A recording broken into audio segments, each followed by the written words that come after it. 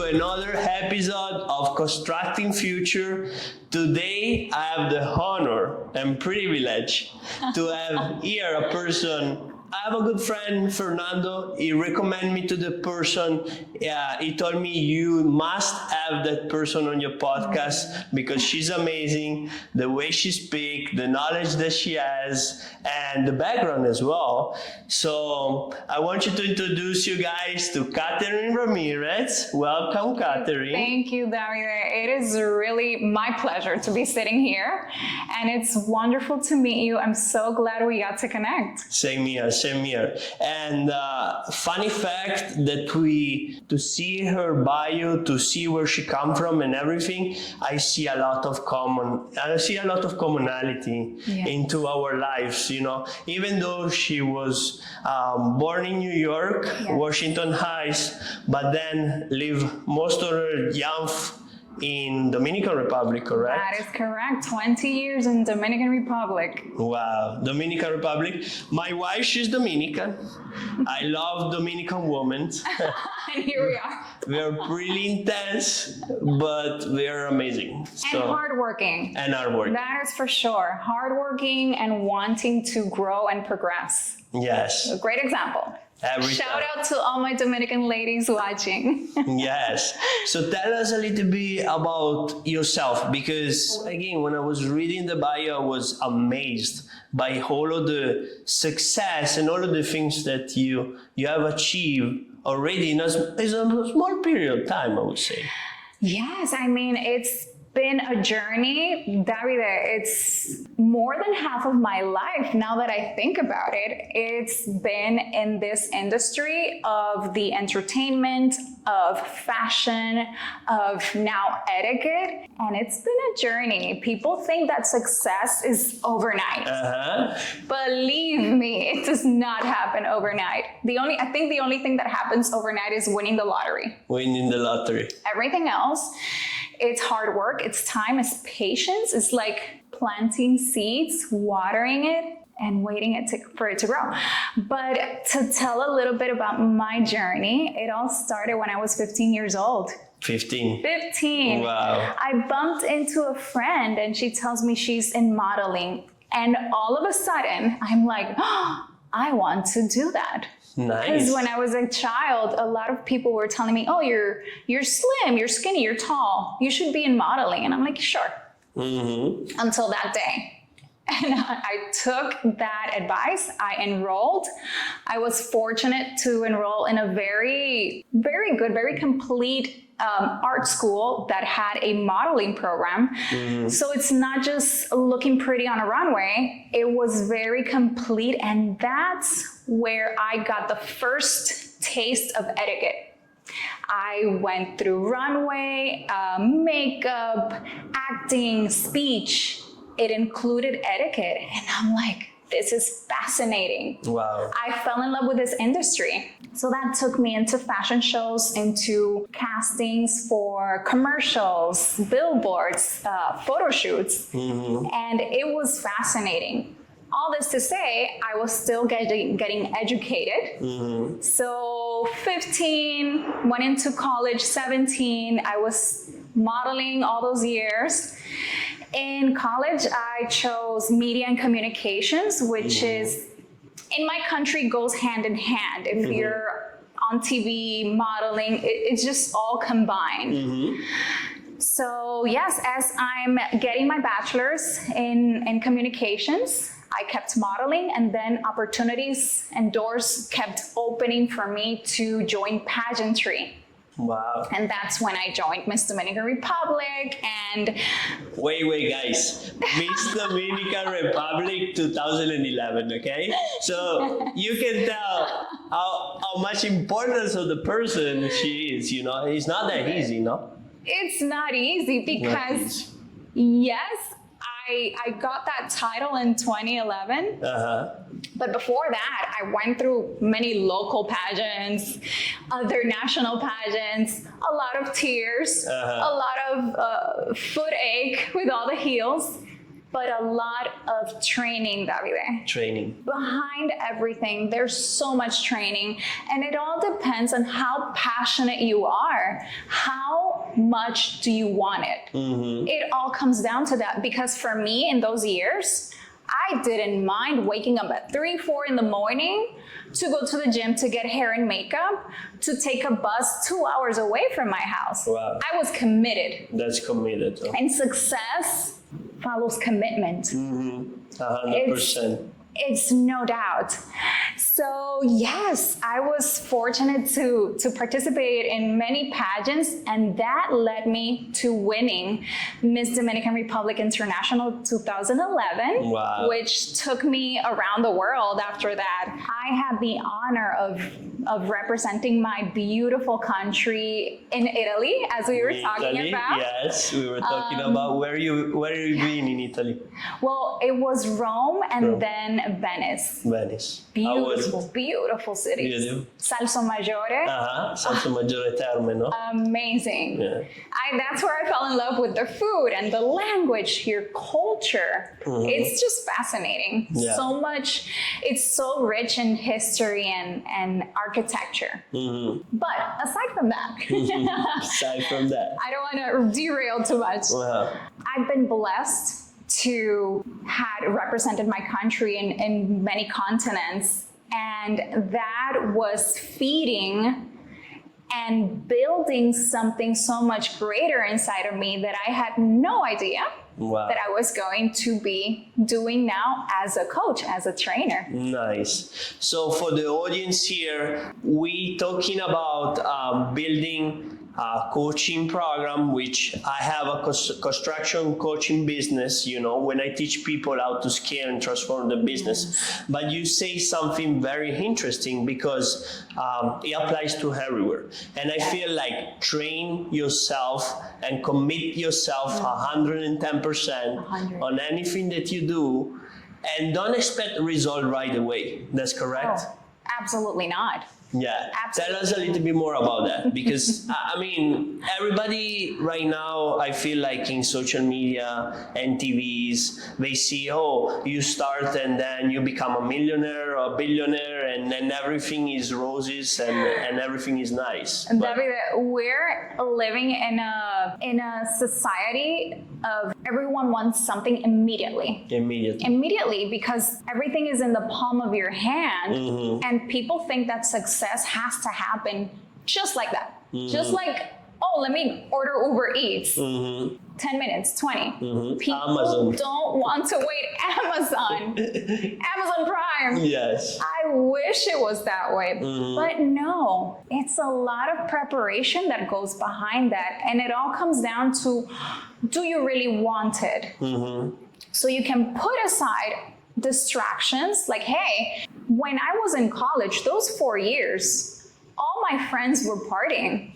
All my friends were having fun. I was working and studying. Yeah. And of course, traveling around the world, being representing my country.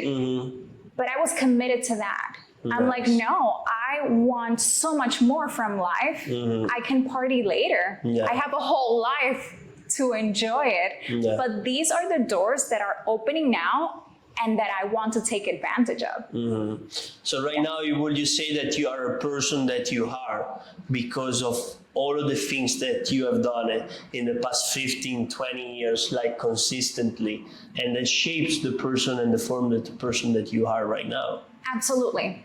Absolutely. And it's all about knowing and discovering, because I didn't know that I wanted to be a trainer, a coach 10 years ago, not even 8. Yes. But how things happen led into that because of my experience in modeling, in pageantry, in media. I had my own radio show back in Dominican Republic, which I started when I graduated, and that was a beautiful experience. Wow. Loved it. I had my own radio show for 1.5 years, and then my partner, it was 2 of us just like this, he moved away. I'm like, I am not going to continue a 2-hour show by myself. And as that door closed, the TV door opened. Wow. And it's all about also, very important, Davide, having connections, getting connections. People, you have to put yourself out there. You have to network. You have to get out of the comfort zone to make connections just like us today. Yes, I love what you say, because like, get uncomfortable, guys. They say, Yes. oh, I don't feel good in the front of the camera. Me neither. I wasn't either. Like Exactly. 10 months ago, I wasn't even here in the front with you talking on the camera. I didn't want to, but I have to. Yes. There is no other choice. Yes. Yes. Putting yourself in uncomfortable places make you grow. Make you grow. Life placed me. I embraced it. And here I am. Love that. But to continue the story, loved radio, enjoyed TV. I did national television back home in Dominican Republic. And I always kept looking for more. If you have the hunger to succeed, you're always going to look for more. Yes. Keep knocking doors. Yes. So I remember that contract was for a year. And then I heard about a reality show here in the US. Mm-hmm. And I'm like, I'm a US citizen. I can just take a flight. Mm-hmm. So I did. Wow. I did. This was 9-10 years ago. I took a flight to New York for a TV audition. I had already finished some contracts that I had in my country. And I'm like, you know what? Let's just try. And you knew people, or it was like everything new for you? No, I Like to come didn't back? know anyone. Anyone. I just heard about the audition for a reality show here nationwide. And I'm like, I don't know anybody in production or the channel. I don't have those connections. But you know what? What I do have is the opportunity to participate. Wow. I took a flight. Mm-hmm. I'm like, I'm going to New York for a weekend. Let's see what happens. The worst thing that can happen is me not trying Yes. and not knowing. Davide, I cannot live with what if. Yes. And that is like tattooed in my soul. I cannot do the what if. So I took the chance. I made it. I passed the first round in New York. The second round was here in Miami, and I didn't make it. I could have easily just went back home, to my comfort zone. Yeah. No. Yeah. I'm like, I always wanted to live in New York as an adult. I ended all my contracts. Let's go. Wow. I went back to New York. And even though I didn't have a job contract or anything, I decided to start from scratch and start a new life. That's amazing. And guys, I say it from the beginning, I have a lot of things to relate with Catherine, because I felt the same. Like, I came to this country 8 years ago. 8. Yes. Amazing. I didn't know any English. I didn't know any Spanish. I didn't have any US passport. Wow. But I say, that's the place where I want to live. No matter what is going to happen, that's the place where I want to stay for the rest of my life. And I made it happen. And my original thought was actually to go to New York. Oh, really? Why Yes. is it? That is so attractive. I have no idea, but one night to my parents, I was actually drunk, not proud of that. I was having a fight with my parents, and I told them, you know what? I'm gonna go live in New York. And they say, well, what are you saying? You're just drunk, you're just talking BS. And he ended up not being New York, but he ended up being Miami, you know? Hey, you're in the US. Yes, so I can relate a lot of that. Like, leave everything behind.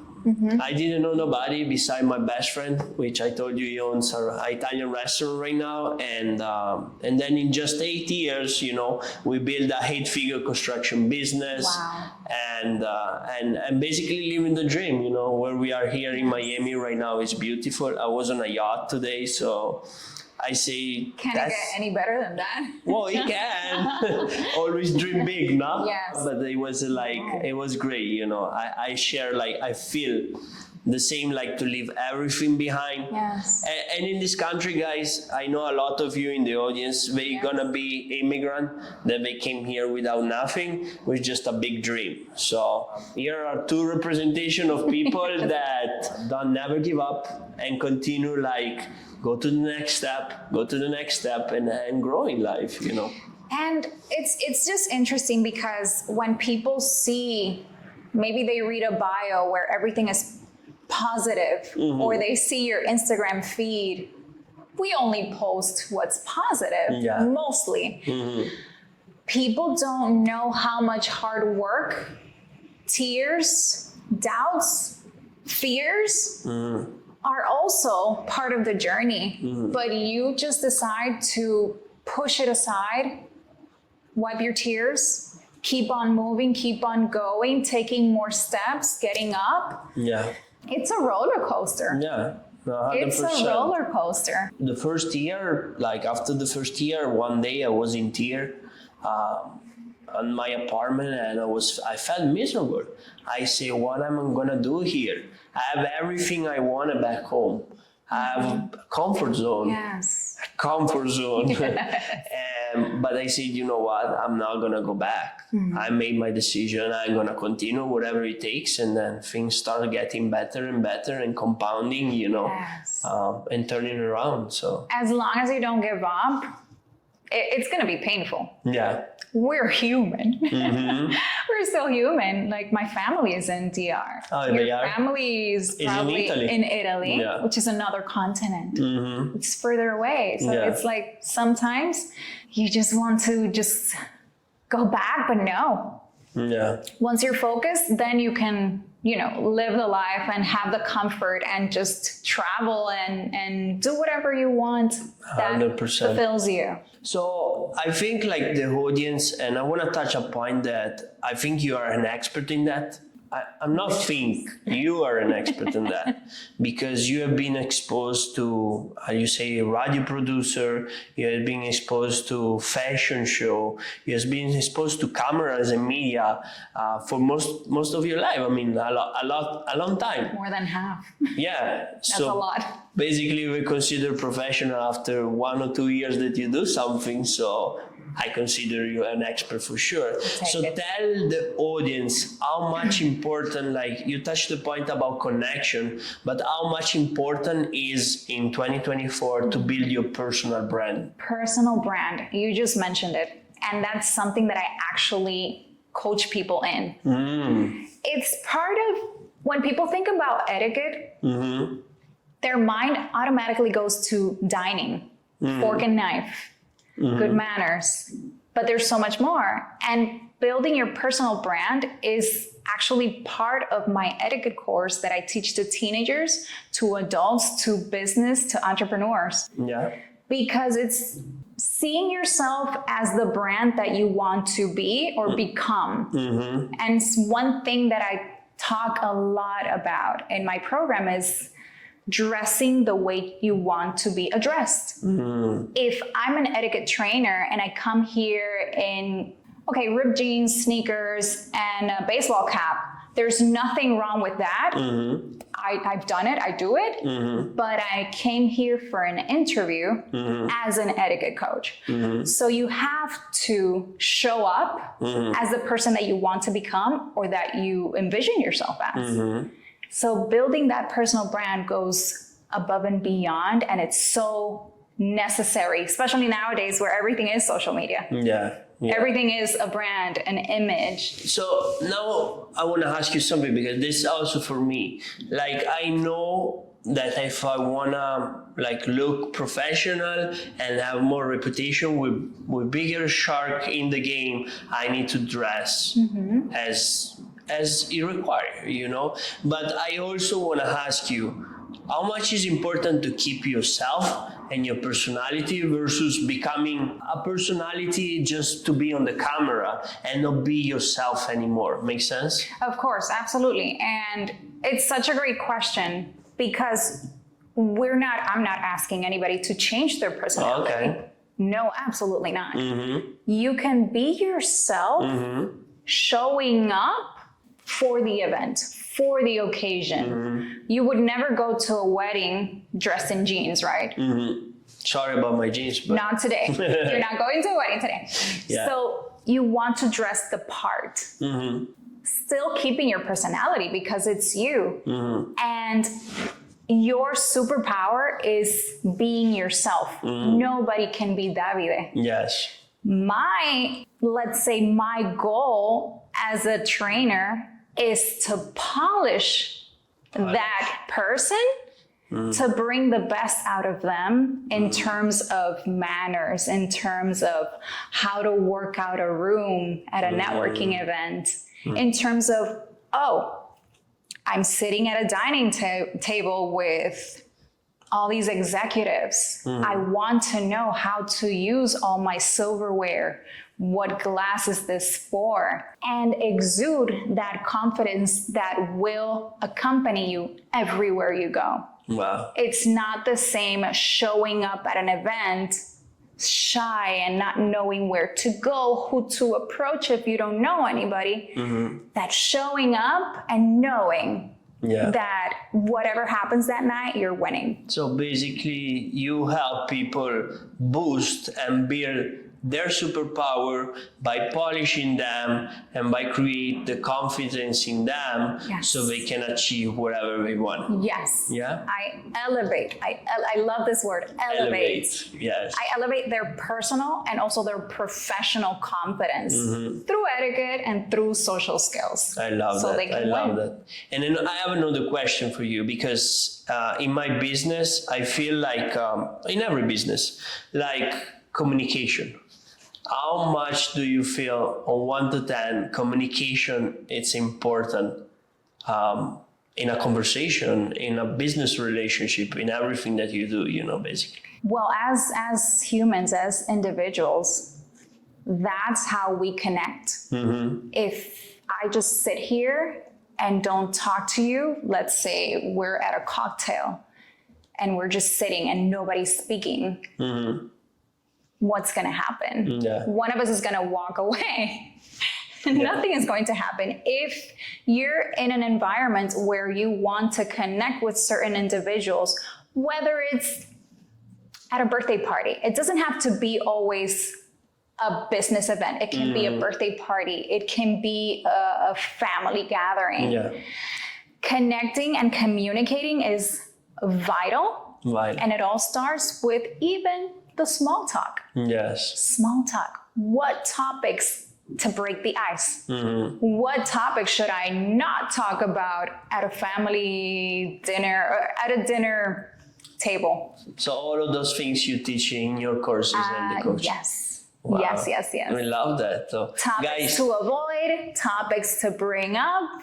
tell the audience where to follow you because, everybody needs a coach on that things to get to the next level.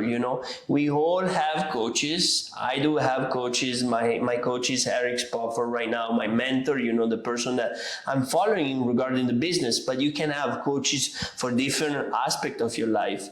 And Catherine, tell us where the audience can follow you there. You can all find me and follow me on social media as Etiquette 360. Etiquette 360. And the website is etiquette-360.com. Love that. I love that. Yeah, I was reading and I was impressed, because growing up myself, like in a medium type family, all of those things they seems like too far off. Like I would never be a celebrity. I would never be an actor. I would never be the things. But then when it comes 2024 and we all need to be in the front of camera, we all need to be building our personal branding. Yes. And most of the time we don't know how to do it in the right way. Yes, I mean, we're living in a world where there's a lot of competition. There's a lot of competition now with social media. As you mentioned, now everyone has to be in front of a camera, even if it's not related to their industry. If you want your business to succeed, it has to be on social media. Yes. So we need to prepare for everything and anything. And that also comes in handy in my programs. I mean, knowing in terms of personal image, posture, aside from what to wear, aside from the dress code, having the right posture, having your power walk, entering a room, how to conduct yourself. And it's not just because I used to work in media. It's definitely a big plus, and I'm so grateful. But these are skills that people can learn. They don't have to be on TV. Yeah. They can absolutely learn this. And just like my coach says, don't fake it until you make it. Practice it until you become it. I live by that. That's great. That's a great advice. Repeat it again, because for the audience, I want to also myself, not just the audience. Yes. My coach, Micah Meyer, she's a guru in terms of etiquette in all aspects. She says, don't fake it until you make it. Practice it until you become it. Wow. And that's why I'm here for. Yeah, I love that. And thank you for being here again, Thank you for this opportunity. Nice, great. So guys, if you wanna subscribe right here on YouTube channel, Constructing Future, it's an amazing episode already. Thank you. I'm learning so much. And this is just the beginning. And this is just the beginning. Yeah, so you told us a little bit about the journey that you were in New York. Yes. You went there, you started into the media field, and then what happened after that? Yes, so once I'm in New York, the Big Apple, where all the opportunities are there, I'm like, I am going to knock all the doors as possible. Wow. So the first thing that I did was search for an agency. If I wanted to continue modeling, I needed an agent. I went to research is everything. I mean, having a cell phone in your hand is a gateway to opportunities. So I did my homework, research, went to open calls, got the agencies. I was signed by 2 different agencies in New York, have the wonderful opportunity to work with major brands for commercials and billboards. And I also knocked for the TV. I continued knocking that door. I was an outside reporter for a national channel. And again, I just kept searching and seeking for opportunities. And here's the thing with New York. I always knew I wasn't going to stay there. I wanted to get the most out of that season, which I did. But I always kept looking for more. Because even though I enjoyed media, I enjoyed modeling, I felt like I was missing something. What do I want to do for the rest of my life? So my last year in New York, it all connected. It all connected. I started helping a friend of mine, my best friend in New York. She wanted to go into media. And I'm like, oh, I'll help you. I've been doing this for years. I'll just teach you. And that hobby that we would meet once a month, I think, and I would train her in everything. I started recording it. Wow. I started recording it for fun, so she could have her own content. And once I started posting it, I got girls reaching out. Wow. Young girls, teenagers, pageant girls, moms reaching out. And I'm like, what's happening? That is how my hobby turned into a business. Nice. I started saying yes, because you have to say yes in life. In terms always of say yes. getting the opportunities. Yeah, to the right things. Don't get me wrong. Yes, I mean, do your due diligence and do your homework. I started saying yes, opening my doors, and coaching, training, helping. That's when I discovered that my purpose in life is to teach, to help. And as you mentioned earlier, Davide, I loved what you said. You like seeing people win. I loved, it fed my soul, seeing people, seeing these girls, back then it was just girls, winning, shining, getting a very shy little girl, I think she was 7 or 8, first class. She wouldn't say a word.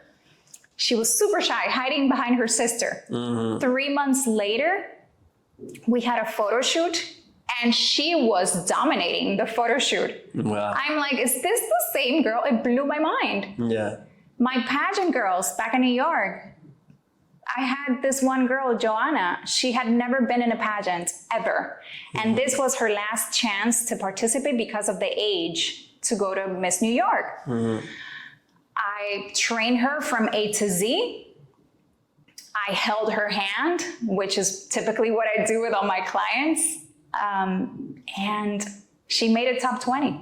Wow. Out of 100 girls. Amazing. She made a top 20 with no experience. And to see her face light up on that stage, that was my reward. Yeah. That was my reward. Yeah, I did the same. Like, guys, I have a coaching and constructing business. Is a coaching and mentoring business for construction company that they want to go from $500,000 to $1 million. So I've been through the whole journey in the past 8 years to build a construction business. And so I see a lot of people struggling with a lot of things, like from the personal, from how to do sales, how to do marketing, and all of the things. And I went through all of these things myself. And then when I start like 3 years ago, I start coaching one-on-one people. And I got people starting their own journey. And then in 1 year, they completely change, like you say, their personality, the way they start making money, they start like feel like really a different person. And when you see them, it's not about the money that you get, it's about the happiness of seeing those faces on those people like change completely, you know. And just seeing them grow, seeing them just being their best self, that is just priceless for me. Yeah. So yes, to continue my journey, after almost a year coaching in New York, I made the decision to move to Miami. Again, to start from zero. Look at this. Look at this view. Yes, 5 o'clock on Saturday afternoon. We still have the sun. Yes. We have like what? 75 degrees. It's just, I love it. I love it. I always loved coming to visit Miami. It felt like home. Yeah. Still in the US, but home.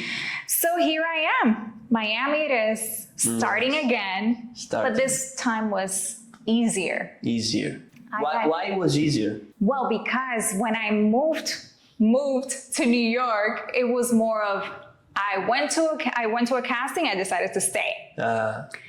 When I transitioned, when I relocated to Miami, it was planned. It was planned. It was like, I'm in charge of this. I know what I'm doing.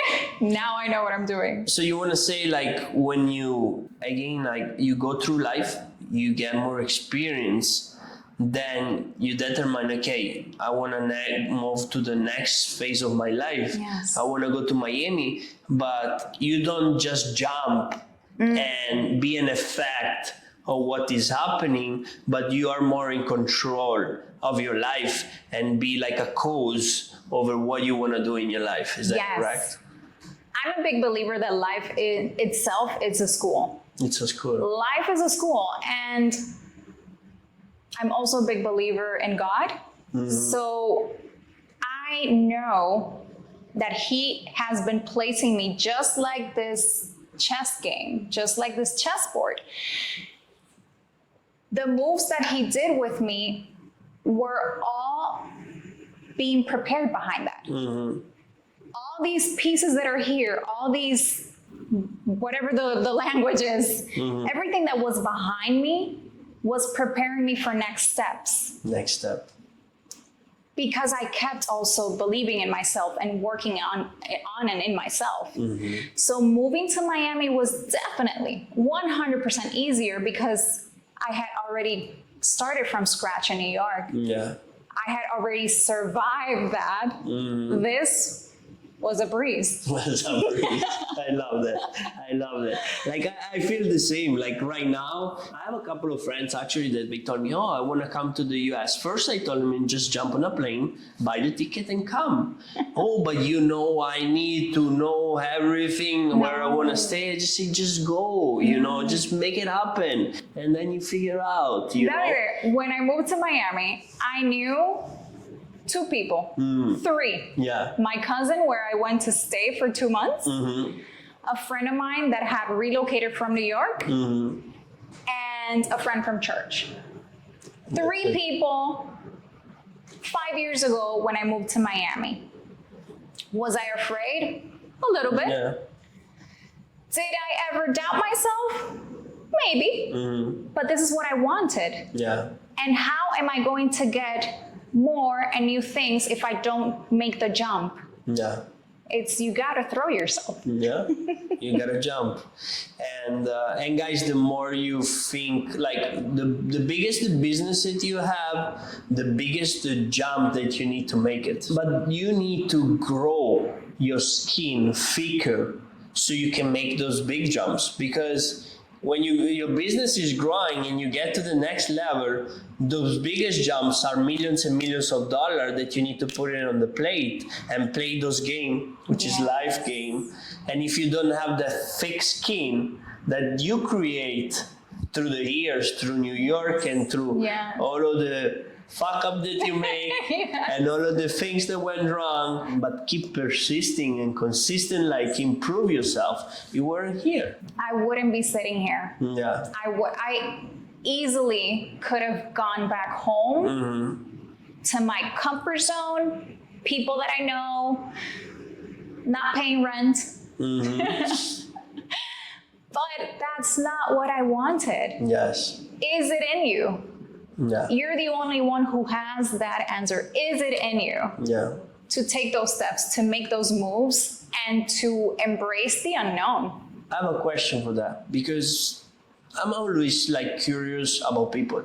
I love like see how people may change through the course of their life or do things different. But do you believe that what we have done it's everybody has inside or not? Like if everyone has that, I want more in life. Do you think everybody has it, or just a few people that have it? I wish everybody had it. You wish? I really wish everybody had it, because they would live a better life. And it's not all the time about having more money, having more houses, the yacht, the jet. It's not just about that. We all would like that. Yeah. But it's more about having meaning to your life. Waking up every morning with a purpose, not dreading that you have to go to work. Yeah. But not everybody has that. No. If not, we would all be entrepreneurs who changing the who life. Can we hire? Yes, that's true.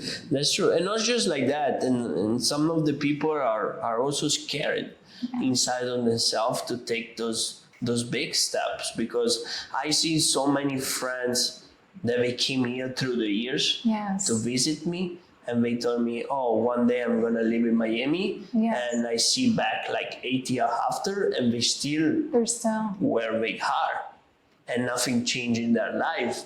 And still, every time I see them, they're still complaining that they want to live in Miami, you know? So it's like... I really, Davide, I don't know what goes on in their mind, because again, we were built differently. Yeah. And nothing against the way they decide to live their life. But I wish they would give themselves the opportunity, the chance to see what's out there. Yeah. What more can I get from life? Because at the end of the day, whenever our last day here is, I want to leave satisfied that I made a change in someone's life. Yeah. You say before something very important, and it touched me. Like I don't want to live with regrets. No. Yeah. No. Yeah. It's just, I don't know where I read it, but someone said that the biggest place or where we can find most dreams, it's in a graveyard. I don't want to be one of those. I want to be able to get the most out of life and be the best that I can be, also impacting others. If not, then what's the point? What's the point of making it, having all this material things, traveling the world, if I'm not impacting others, if I'm not leaving my footprint in their life?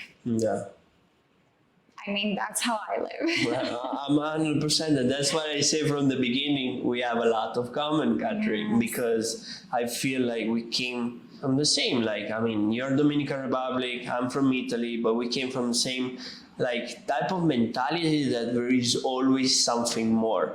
We never, I'm grateful. Look at this, I'm grateful to be here with you.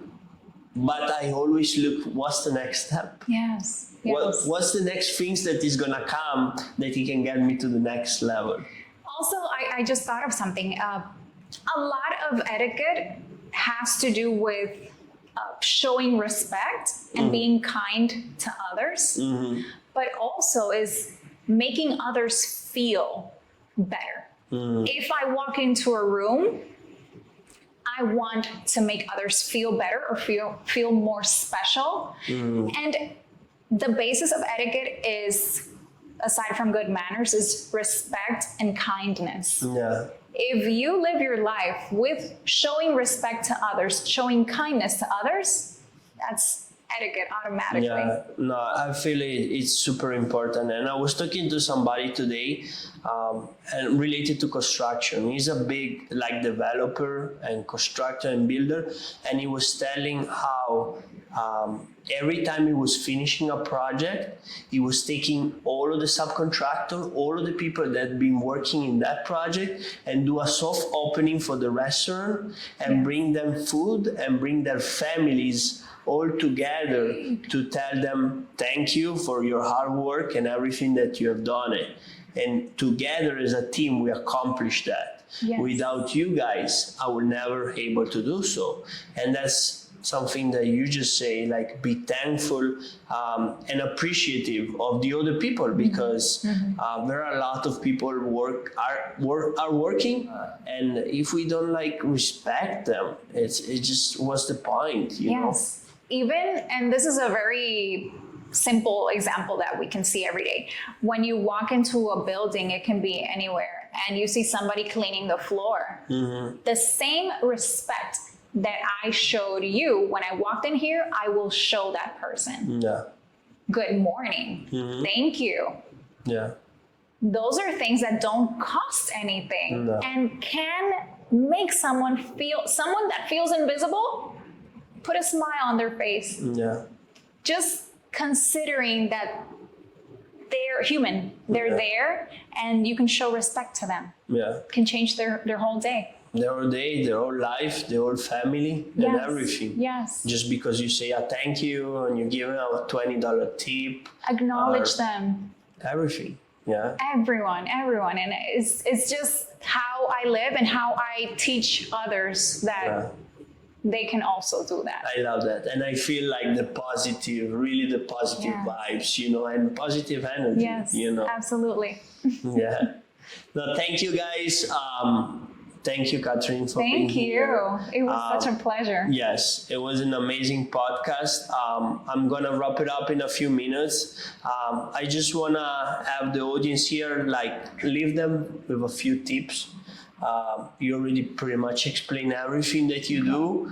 But again, think about the audience's business owner that they want to build their business and get to the next level. So what are the 3 tips that you can leave it to them today? Well, 3 tips that I can leave them in terms of what I do as an etiquette trainer would be that they can apply to business owners. That they can apply today, right now. Watch your posture. Watch your posture. Watch your posture as you walk as you enter a room, a meeting, a lunch, a business lunch. Watch your posture sitting. Always make eye contact. Always. When you're greeting someone, when you're speaking to them, eye contact is necessary, is a must. And the third tip, and these are things that they can apply right away. Yeah, it's easy to apply. It's easy to forget, but guys, you want to get to the next level, listen to her, you know? Watch your handshake. What's your handshake? Handshakes is how we connect, how we do business, how we introduce ourselves.